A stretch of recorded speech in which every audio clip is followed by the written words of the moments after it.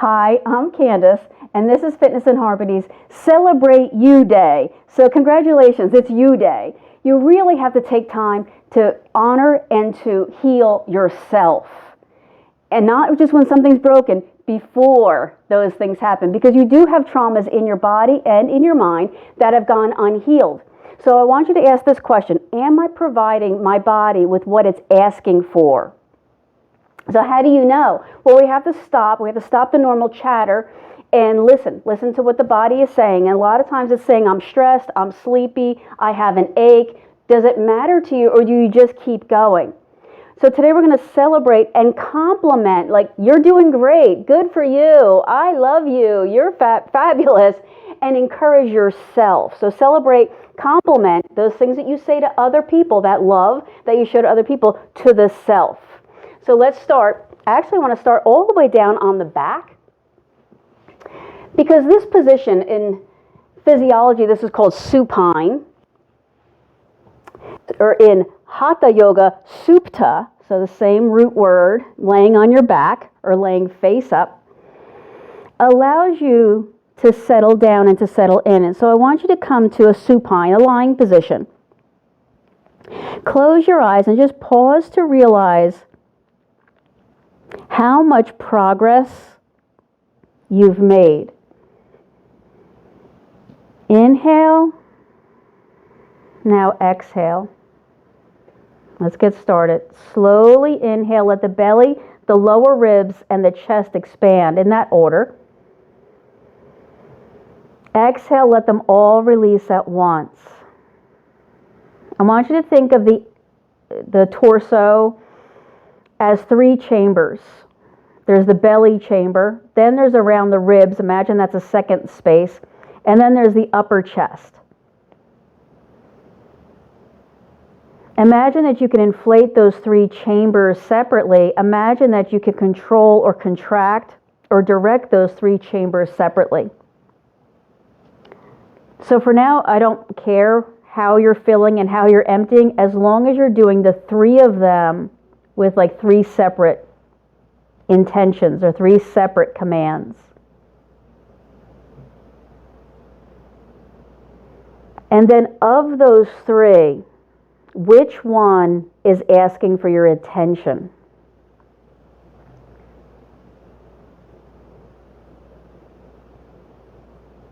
And then of those 3, which one has no consciousness? Consciousness is an undefined thing in the science world.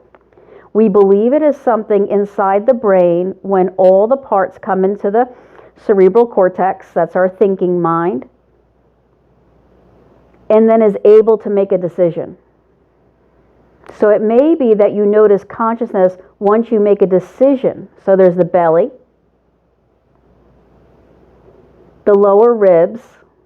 As you're breathing in, breathing out, I want you to sense and feel consciousness there. And then there's the upper chest. Remember what the poses are doing for us. They're giving us a framework to distract the stressed mind. The mind is everything. The mind is all nervous systems coming together into this thing called consciousness. Being present. That's the whole goal. And during our practice, as we're going from pose to pose, I'm going to ask you to pause to do that, to take in all sensory and motor input, and come to a decision. The decision might be, I need to back off, I need to go a little further. It could just be, I feel this now and I don't know what to do. 3 slow breaths now. Remember, there's the abdomen, the lower rib area, and then the upper chest area. But don't just think of the front. Remember your 3 dimensions. So all the way to the back of the pelvic bowl, all the way to the back of around the lower ribs, and all the way to the back of the upper chest, which I guess would be the upper back. Now slowly draw both knees into the chest. I want you to hug them and congratulate yourself for being here. So you probably think that means that you showed up on the mat, that your physical body happens to be right here, right now. That is true. But I want you to congratulate yourself for mentally being here, to putting down all of the lists. If you're like me, you have many. And you had to purposely decide today, I'm going to not do this other thing for this hour. I'm going to devote this time to celebrate me day. That strong doesn't have to mean stressed. Just because you can do anything doesn't mean you have to do everything. Hug one knee and stretch the other leg out. I want you to do that same breathing practice we began with. Remember the 3 sections?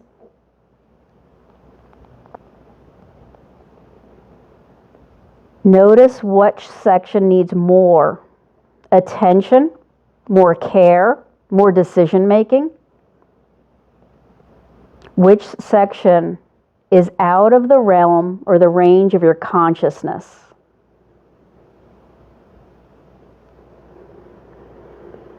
Sthira, Sukham, Asanam. Sthira means steady. Sukham means ease or sweet. Asanam is the seat or the pose. You hear asana a lot. Sthira, steady.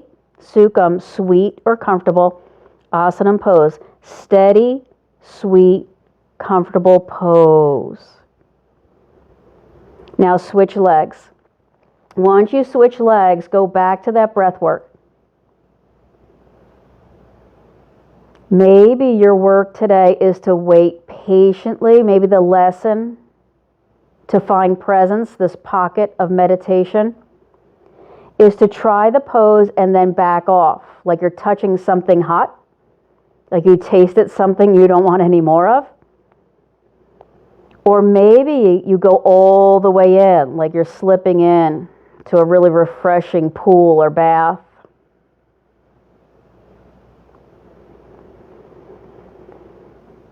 Remember 3 sections: belly, ribs, chest, lungs, back, shoulders, however you think of that upper section.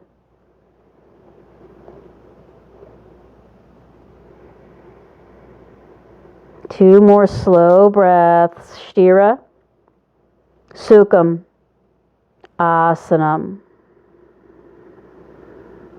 Bring both knees to the chest. Remember, maybe you can't reach your knees. That's okay. Bring the soles of the feet together. Reach through, grab the outer edges of your feet. Give them a pull. I'm going to work a lot on my feet because I'm still dealing with this. Plantar fasciitis, that's the bottom of the foot, has strong ligaments and fascia. And through the injury and repetitive motion of like running or landing on your heels or just losing the fat on the bottom of your foot like age, it gets all inflamed and tight. So I'm trying to loosen the knots, loosen the tightness. Release the legs, maybe roll to your side, come up any way that creates a flow. So we're going to work on the flow. We've been doing this, come to hands and knees. We're going to work a lot on strengthening the abs, strengthening the low back today, because strong doesn't mean stressed. So you don't have to do hundreds and hundreds of miles or crunches over and over again. In fact, those kinds of things cause this repeated stress. So let's start out with the toes tucked under. I'm going to always be stretching the fascia on the bottoms of my feet. Your results may vary. Push the hips back and then come up forward. So we're redirecting energy from the base of the spine up through the central channel of the body, which is called the Sushumna, to create tapas. Tapas is heat. And tapas is necessary. We are mostly chemical things. Our body is chemical. You may think that it's very mechanical. Well, where do you think that comes from? Or where does the movement? Movements come from chemistry, the chemistry of the foods that we eat. And we break them down and metabolize them into things you would think of as calories. What do you think calories are? They're tapas, they're heat. So begin to shift heat around the body. Maybe your feet are cold. Maybe your fingers are cold. Maybe your shoulder blades are cold. So get all parts of your body equally bathed in the heat. So we're recreating, creating tapas or heat while doing twisting and stretching. And what this does is it removes what we'll call toxins. Toxins could be anything that you don't need. It could even be the voice of that person that said something to you in a conflict you wish you didn't have. That could be a toxin that you're repeating. Push back into the child's pose. Now again, I'm going to leave my toes tucked under to always be stretching the fascia on the bottoms of the feet. Everything in our body is connected in a very real way. The only reason we separate systems out is so that we can speak about them. Because we have to know exactly which foot are we talking about. But both of my feet are always working together. I want you to go back to this pocket of meditation of those 3 chambers of breath. And notice how things change throughout our practice. Pause to realize just how much progress you've made. You've stayed here. That should be celebrated. You made the time to arrive here. That should be celebrated. Respond to yourself in a loving way. So after you say to yourself, I congratulate you for being here, another voice pipes in almost immediately saying, yeah, but these are the things you didn't do. So respond to yourself in a loving way. 2 slow breaths here.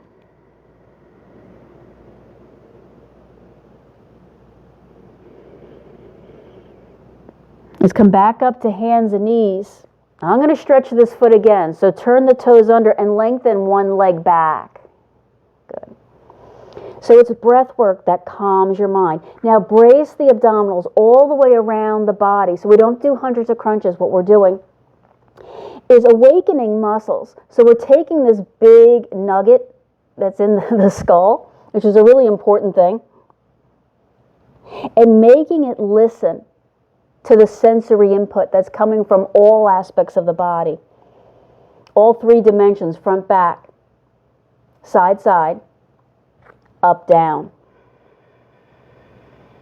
Then switch legs. So we're turning the toes under, pushing energy into the back heel. Moving our mind. So when I give you all of these cues and I say, put your left hand on the red dot and put your right foot on a blue dot, you know what game I'm talking about. What I'm really doing is I'm distracting your mind from its usual dialogue of negativity. We have a huge negativity bias. 2 more slow breaths. Notice the fascia. Notice the connective tissue on the bottoms of the foot. Come back to hands and knees. Stretch one arm forward with the palm facing in like you're shaking somebody's hand. And just notice that there are crisscrossing fibers across the body that are holding you up now. So resist the temptation to lean, to twist, to fall. Try to stay as level and even as possible. Now consciously connect with the lower belly and squeeze those fibers in. I'm told as an instructor, I'm not supposed to say pull your abs into your spine and hold them there. Bring that hand down, switch to the other side. The reason I'm not supposed to say that is because if you actually held your abdomen, your abdominal muscles in and held them there, you really couldn't breathe. So notice that there's always a little bit of elasticity. Now it's very natural to lose elasticity because you've been hurt. You've been hurt. Muscles and tendons and ligaments have gotten injured. Find the banding or the binding of the lower belly without giving up the breath. 2 times. We're just going to keep doing iterations of this little pose. Push back into child's pose. Your toes, either under or over, whatever feels right. Congratulate yourself now. Deeply inhale into the low lumbar spine. The low lumbar And in between the lumbar and the ribs there, that area there is a really special place in our bodies. We have a huge clump of nerves there. Some people call it the second brain.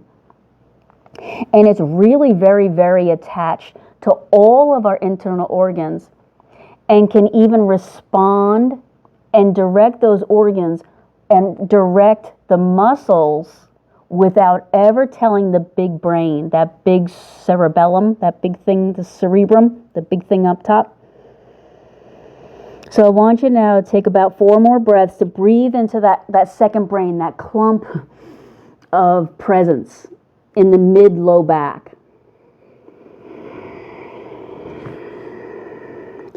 And now begin Ujjayi. So even this pose, or all poses, should possess Sthira, steadiness, Sukham, ease. That's a tall order. I want you to be comfortable. That's a tall thing to try to figure out. Asanam, a steady seat, a place to reside. It's home. It's grounded. 2 more slow breaths. Pause to be, because it's Happy You Day. Let's come back up to hands and knees. Let's try stepping 1 foot forward. So I almost don't care how you get there. So this isn't about a beautiful flowing practice. This is trying out some poses today that allow you to practice asking this question: am I providing my body with what it's asking for? So what if it's sleep? What if it's I want to be de-stressed? What if my physical tendons and ligaments need a stretch? So here's another anatomical fact. There are 3 ways that a muscle can move, or a nerve can transmit a message. One of those ways is by the nerve physically stretching itself. It doesn't stretch itself, something else stretches it. The other 2 are chemical things. Chemical things have to exist for the nerve to be open to do anything. So when we physically stretch a nerve, which we are right now, there's one long nerve coming from that low back I just told you about, all the way down to your big toe. One nerve, it's got a really long axon or tail. When we physically open that nerve, when we take the 2 ends and pull it apart, it actually makes the nerve do what a nerve does: feel and direct. So now I want you to push your hips back and forth,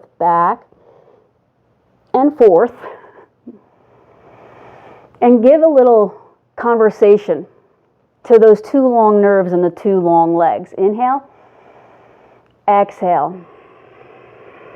Inhale, exhale. Don't pull on the sacrum. That's about where the band of your yoga pants are. Don't pull on that, on the bony structures there. Those ligaments really should be left mostly alone, just a very little bit of movement there.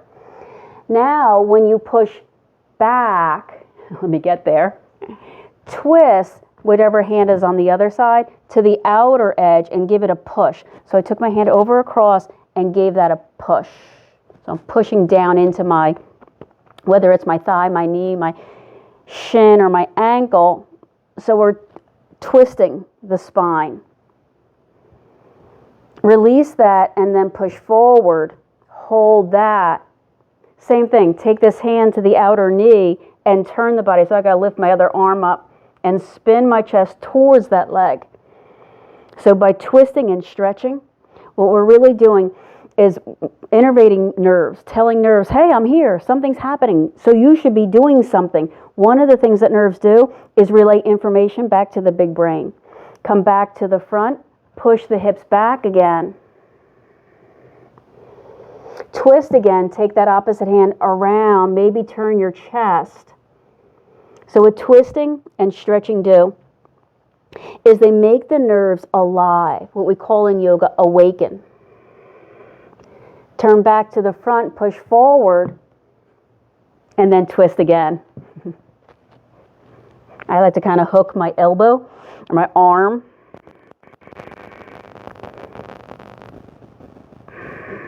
Give this a breath. I was just holding my breath. I don't think you could hear it, but I was like going, release. Step back to hands and knees. Push back. I'm going to tuck my toes under.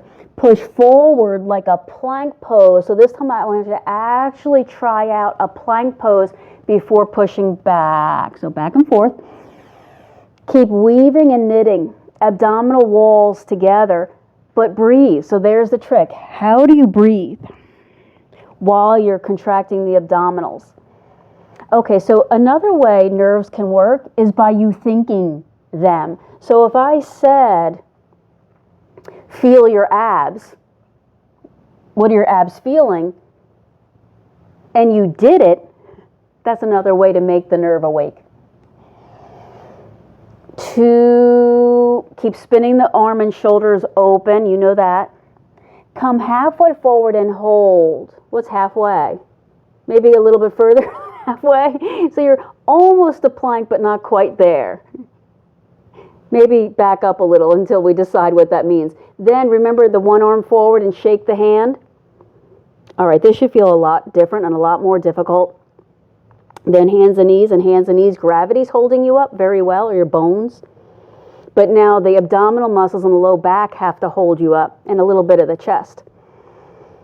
2 slow breaths. Strong doesn't mean stressed. Are you listening and providing for your body what it's asking for? Switch. So it's up to you how far forward your body is, and then that arm reaches out to shake hands. Remember, don't lean or twist.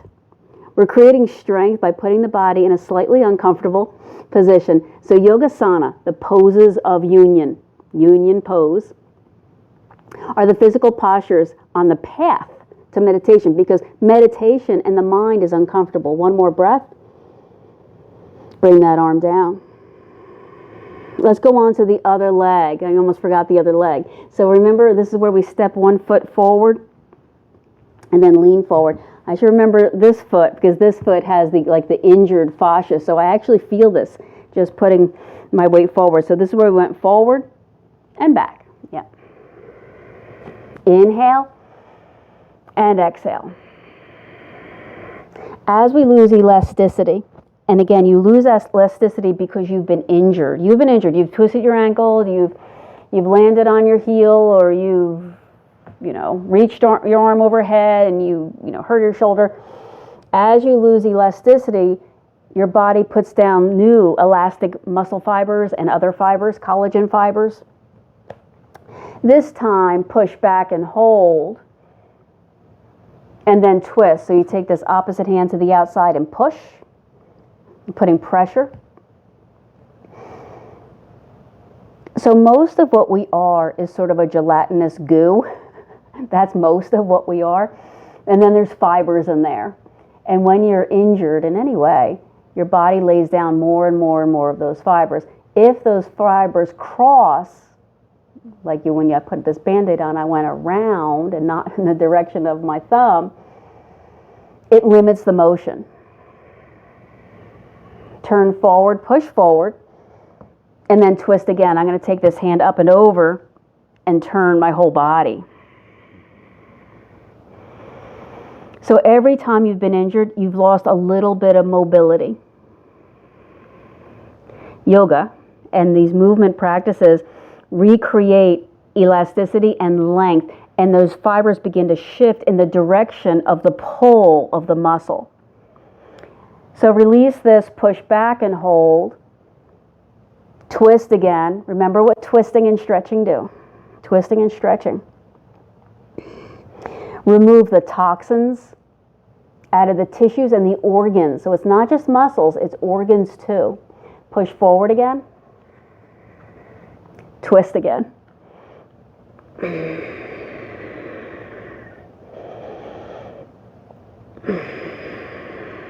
Let's do that again. Push back. If you want to twist, if you don't want to twist, I'm going to grab this outer edge of the foot and pull. because I definitely need to stretch the peroneals and the inner edges of my ankles. It's a part of my therapy. Then push forward again. One last twist again. This time I'm going to hook the elbow. I'm going to Anjali Mudra the hands. Don't forget your breath work. Are you giving your body what it's asking for? What in this pose is under your conscious attention? Release. Step back to hands and knees. Move to downward dog. So splay the fingers wide and open. Lift the hips and glide back. Good for you.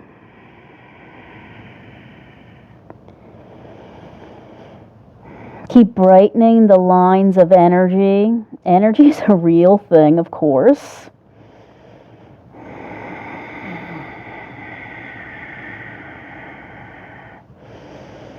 It's easier for me to only think about like oxygen and blood as energy, but there are many, many types of energies that you can't see. So I always think of blood as energy. It's not the only form.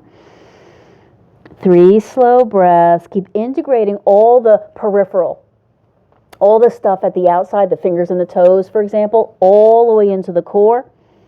And then slowly step forward. Remember, we did this cross, cross, cross. If you don't want to do that, if you don't remember doing that, that's okay. But then wend your way into standing forward fold. From here, I'm going to hold on to these bricks. When you get there, wherever you are, lift all 10 toes. I think you can see that. All my 10 toes are up off the floor. Oh no, my heel actually doesn't mind that. I'm healing. Good for me. Then put the toes down. Lift the heels up off the floor. Yeah, you got muscles in your toes that should know how to do this. Stay there, but then bend your knees.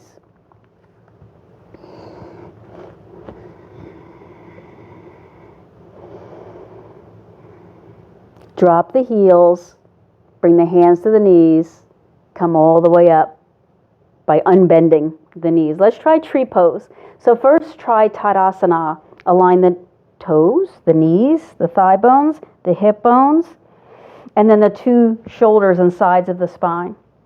I always wiggle my toes around. That's my way of connecting to the earth by pressing down, because I always trust the earth. I trust that it's there. It's like the one thing that I always can find. There it is. It's down there below me. Shift onto one leg and then do that same thing. Inner and outer edges of that foot are squiggling around. Now press to the front of the foot and the back of the foot. There's my heel. My heel's going, I don't know how much pressure you want to put there. Then turn the other leg out. I got the toe on the ground. I'm going to leave it there. That's what I'm going to do. I'll connect the heel to the inner ankle, but I'm going to stay right there. Level the hips so one hip did not just go up. Make sure they're level. Anjali Mudra. Align the top of the head so no more tipping the head down.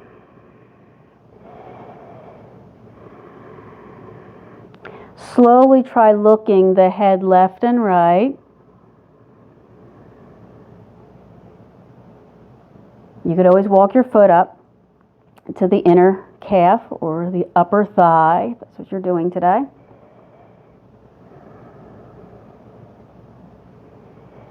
Remember, your head is like on an axis. Don't let it spin off. And then bring your head back to center.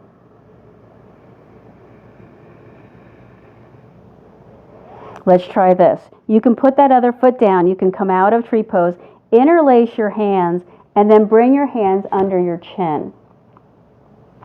When your elbows go up, drop your chin down.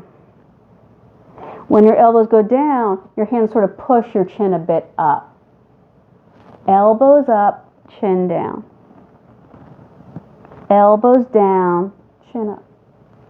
So now, inhale, head goes down. Exhale, head goes up. Inhale, Exhale, keep going. What we're doing here should be an expression of your experience. Remember, all we're doing is breathing those kind of 3 chambers, celebrating you, trying to take a healthy, steady, comfortable seat. So are you providing what you need? If you're falling and taking down, trees with you, is that what your body is really asking for today? Maybe. 2 or 3 more times. It's like we're pumping energy up the pump of the central nervous system.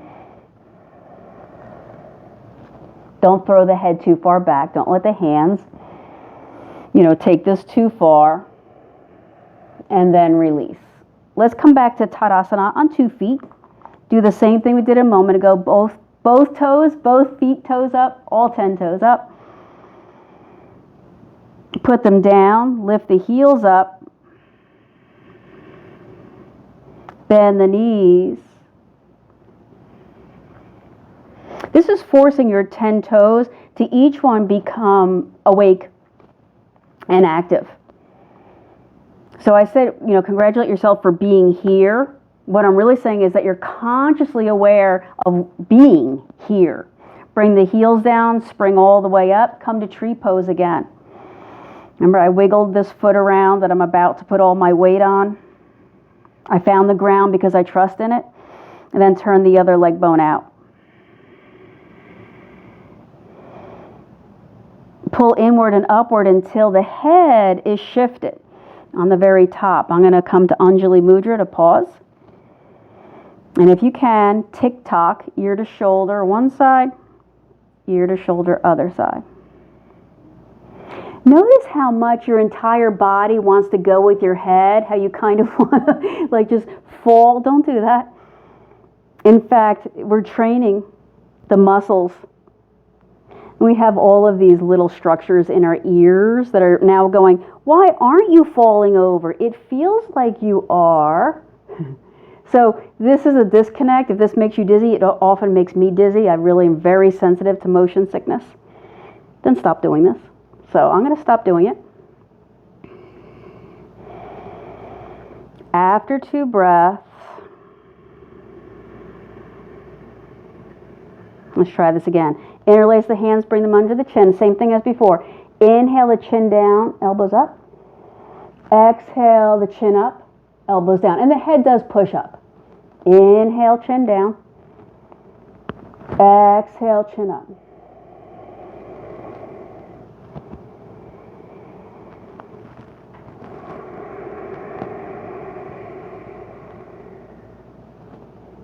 Hear the breath.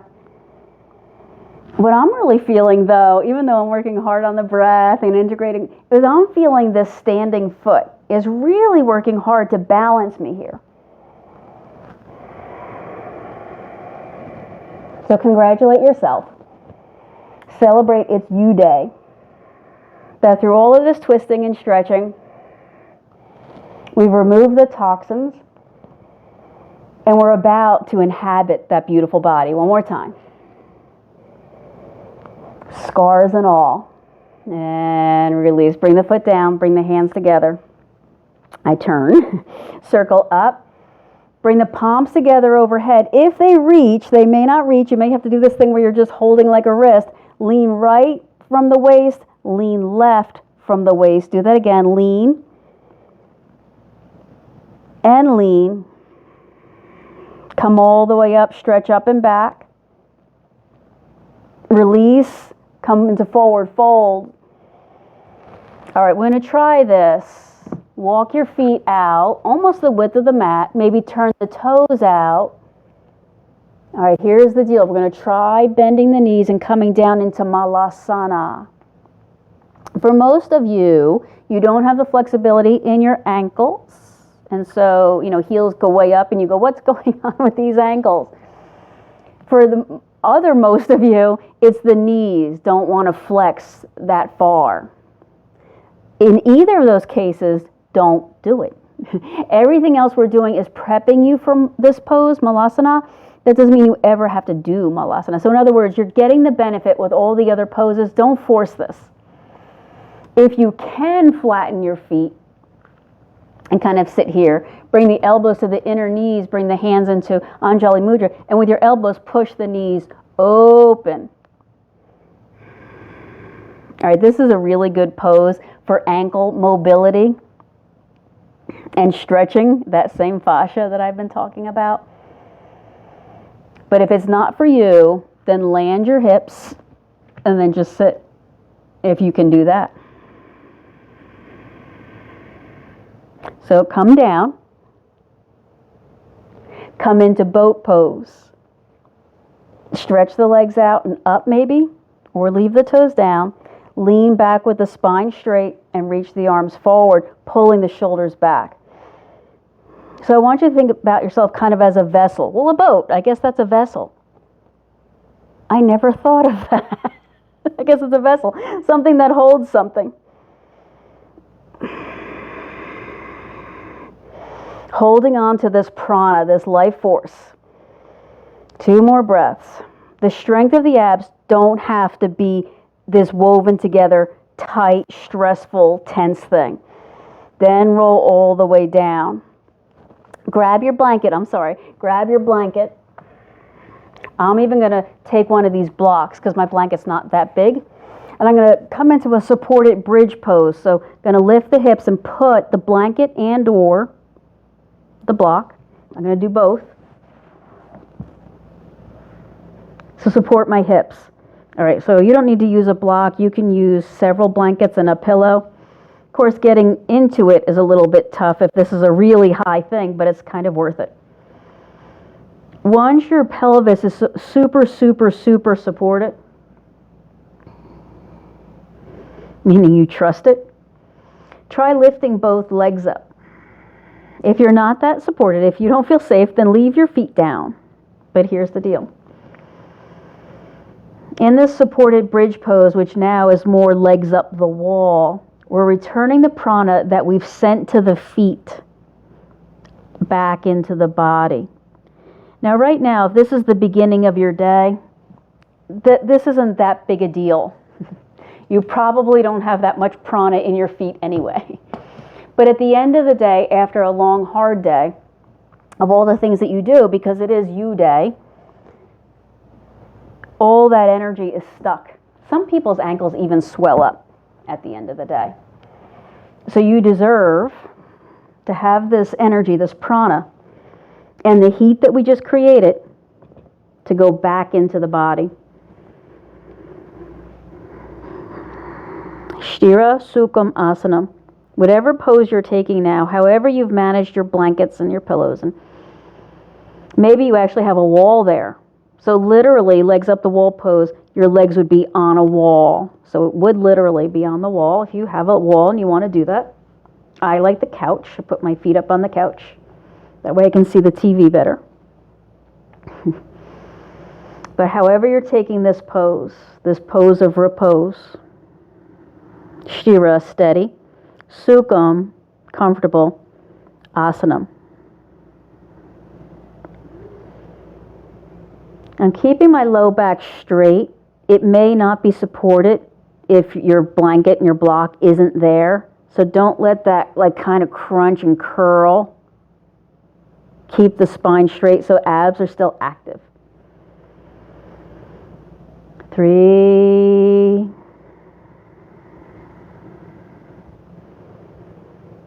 2, soak it up, soak it in. 1. All right, I invite you to come out of this pose carefully. You may have to roll off your blankets. That might be one way to do that. And then move into your final resting Shavasana pose.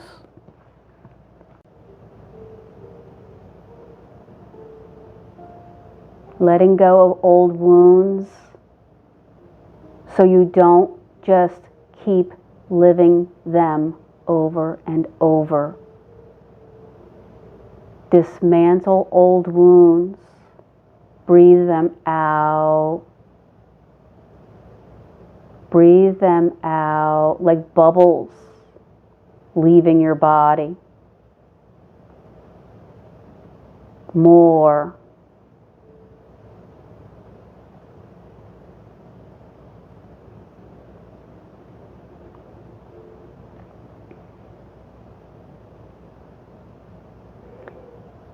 For just 10 or so seconds, do nothing but be still.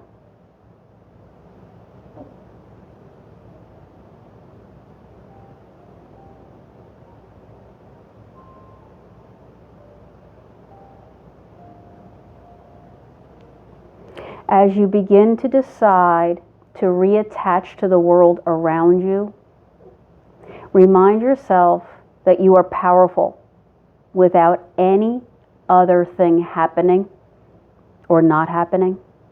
Remind yourself that you are more than the external things that you normally attach to. For example, the roles you play and the things that happen around you.